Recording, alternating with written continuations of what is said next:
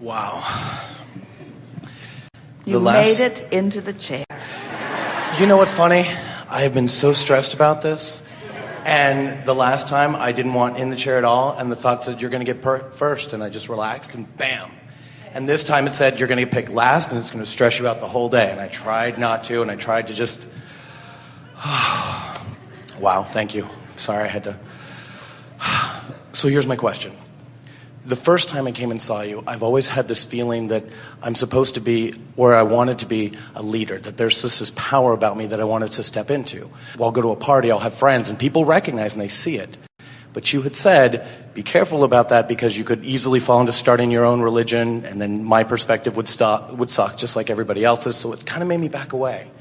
And every time I want to step into that power, I start to think, well, why do they need... But stop for just a moment, because we don't want to interrupt you completely. In other words, you're going to a place that we do want to address, but we want to remind you, stepping into that power is stepping into alignment where your power is. In other words, it's just not getting the cart before the horse. A desire or quest to be a leader, if it comes before knowledge of alignment, will give you a rough and uncomfortable ride. But if your quest is to align with your power, then you cannot help but lead. Okay. There's a huge difference. Here's where I'm at, and I just I don't know if I wanted your blessing, if I wanted your insight, but I just felt... You have our blessing, but it's irrelevant. Thank you. There's a documentary, a piece that I've wanted to do for about 5 years, and suddenly everything is lining up and coming to alignment for it to happen. And it's about relationships. And everybody who got up this morning, it was like, wow, that was my question, that was my question. I had the CDs every month, and there was one CD that stopped, and I listened to the same thing, just coincidence, for 6 months, and it was the woman who wanted to start a website to make people wake up and to help them kind of bridge that gap. And you said, be very careful where you shine the spotlight. And so it's made me very leery about this documentary and this piece about relationships. Well, if we have ever said that to anyone, it's not because we don't want you to do what you want to do. It's the cart before the horse thing. In other words, when people are looking for a platform because of the powerful place it will relevate them to, and they're not vibrationally aligned with the energy that will flow through them, they don't have a good time. In other words, there's a sort of backfiring thing that takes place. So all we're ever suggesting is that you want it and line with it and want it and line with it and want it and line with it and want it and line with it, and suddenly it will just be the next logical step. The best story that we have that speaks to this is a woman said many years ago, Abraham, my adult daughter wants to buy a bed and breakfast, and she wants me to help her. And she said to me, Mother, if we are able to buy this business, it will make up for all the things that have not gone right in my life. And this mother is saying, should I help? And we said, we wouldn't, because it is not the next logical step. When something feels that big, you're not in the vibrational vicinity of it, and it's going to beat you up. So until something just feels like the next logical step, until you can't beat it back with a stick. In other words, you want to have the feeling of a tiger by the tail just taking you there, and when that's the case, go. And so... But until that's the case, you got work to do. Alignment work. It's like with Esther. After all of these years of basking with the energy of Abraham flowing through her, when she lets something of a physical nature distract her from the vortex, it feels like the world is coming to an end, even though it's a ridiculously unimportant thing. When you are accustomed to enlightenment and enlivenment and alignment, you just don't take it very well when you step away from it. And so how can I more easily break that? Because then I start to beat myself up over, I know better, I'm getting angry, I'm making bad, like Well, be nice to yourself and say, this is natural. And of course, this doesn't feel good. And I know what to do. And there's nothing that I need to do right this red hot minute. And things are unfolding. And I understand alignment. And I'm mostly there. And things are going very well for me. And in other words, talk to yourself as you think your inner being might be talking to you if you were not so resistant and couldn't hear. In other words, try to soothe yourself, because we promise you, your inner being, if you could hear your inner being would be saying, it's all right. Your inner being would be saying, you're right on your path. Your inner being would be saying, if you could hear, all is well. Just chill out. This too shall pass.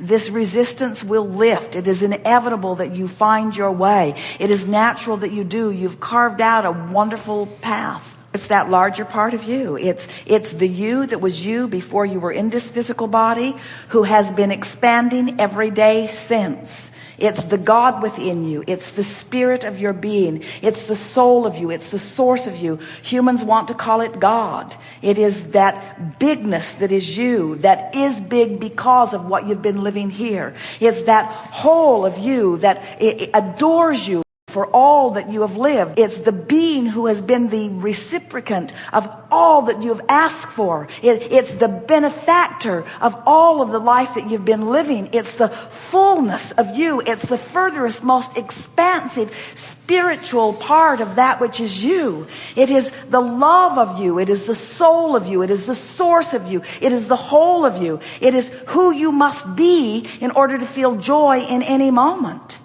It is your calling. It is your vibrational beingness. It is the reality that is really you. It is the real-time you. It is the furthest most extension of that which is you.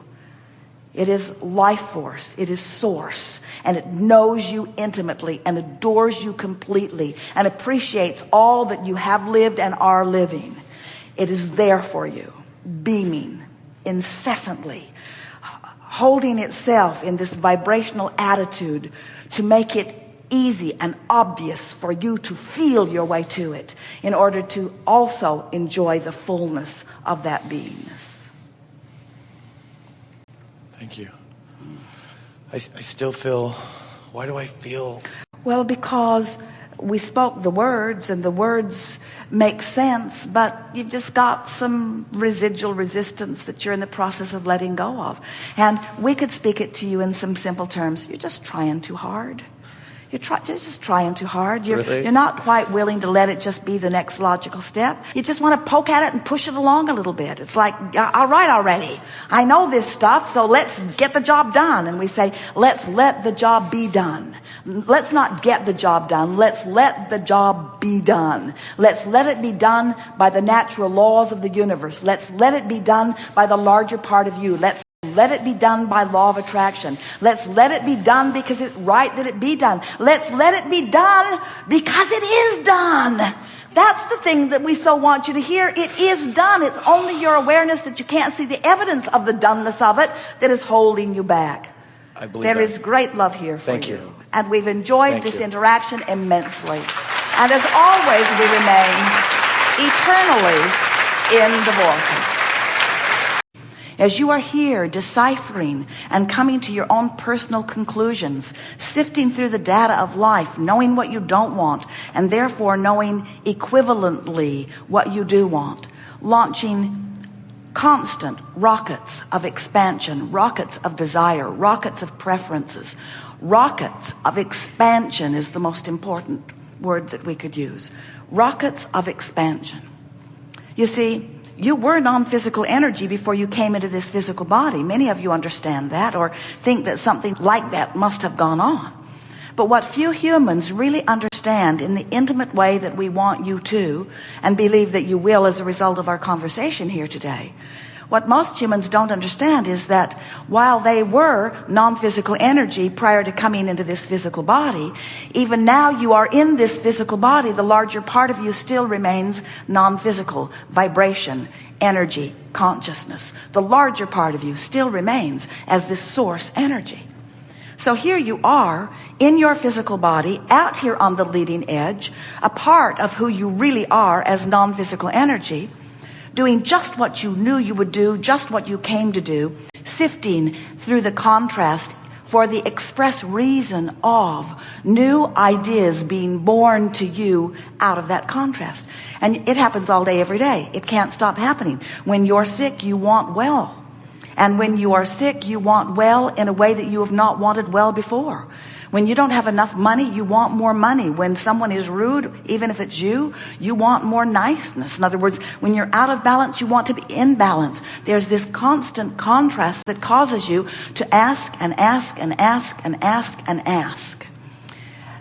Another way of saying it would be, which causes you to create and create and create and create and create, which causes you to expand and expand and expand and expand and expand. And the source energy part of you, the non-physical part of you, takes that expansion immediately. Now here's something really important to understand. The inner being within you, the source energy part of you, when you launch that rocket of desire from your place of knowing what you don't want, usually, the source within you rides that rocket from the standpoint of knowing exactly what you do want. Because in this vibrational world, and in these vibrational waves, there are always two sides to the wave. When you know what you don't want, you know what you do want. The only difference worth mentioning between you as you abide here in your physical body and your inner being who dwells in this non-physical vortex of creation, the only difference worth mentioning between the physical you and the non-physical you is that the non-physical you has trained itself vibrationally to the point that there is no resistance present in the energy that would be discernible by you. Now, we qualified that just a bit because there's contrast in everything, and there are two sides to every wave. We're just telling you that the non-physical wave doesn't have the dips and swings in it that the physical wave does. That's why we label you leading edge. You're sifting through greater contrast, but as a result of that, you're coming to bigger conclusions. You're making more happen through the life that you're living. Now, we come forth to visit with you because you've summoned us in your wanting to understand how all of this works, not because you need to know what we're going to talk about here today in order for this continuum of eternal life to continue to progress perfectly. It will do that whether you know what you're going to come to know today or not. In other words, you're going to sift through contrast because you can't help it. And you're going to know what you don't want because you can't help it. And you're going to give birth to rockets of desire about what you would prefer because you can't help that. In other words, these are the natural consequences of sifting through contrast in a leading edge environment. All of that is going to take place whether you understand what we're going to talk about here today or not. But the difference that this conversation can make for you is that if you can get a handle on your understanding of how this creation works, and more important, of what your job of creation really is, if we can help you to understand, to know that you are sifting through contrast and causing an expanded version of you, and that expanded version of you stands in a vibrational frequency in this vortex of creation, if you can hear that, if you can know that, then for the first time in your life, you're going to know why you have emotions. Because your emotions, every single one of them, are indicators that let you know how aligned you are with this further expanded most version of you, or how misaligned you are, how much allowing you've got going on, or how much resistance you've got going on. This life is causing you and us to expand. But the difference between you and us is that when your life causes that expansion, we take it immediately. We hold the vibrational frequency of it because we've practiced the higher, less resistant frequencies, and it is natural and easy for us to do that. You, dear hearts, however, have not practiced the higher frequencies. You often beat the drum of what's gone wrong. You probe and poke at that problem in a justifiable attitude for way, way longer than is necessary and way, way longer than is helpful.